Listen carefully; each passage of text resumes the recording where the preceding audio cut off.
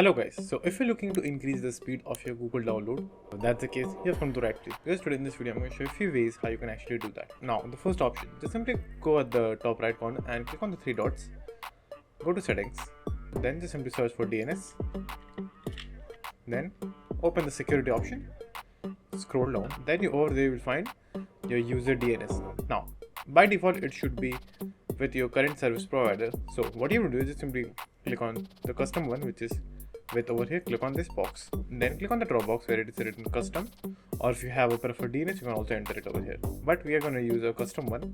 So click on the drop box and you can choose any of them from over here. You can use Google Public or you can use Cloudflare. So for me I'm going to use Cloudflare. Now after that just simply go to the advanced tab or system tab in some cases. So just simply go to this particular option. Now over here what you have to do is simply disable this option, because by default it should be running. Now just simply disable this option, then just simply relaunch your Chrome browser and restart your download, and the download should start and the speed should be far more increased than the previous one. But there are still more things that you can do. So for doing that just simply go to the three dots at the top right, then go to more tools, extension.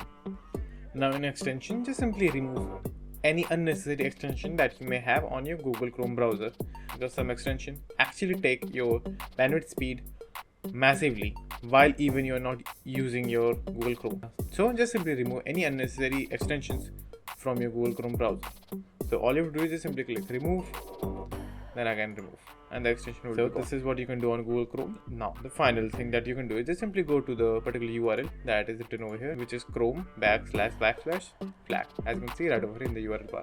Now over here in this page, which is the experimental page of Google Chrome, just simply search for parallel.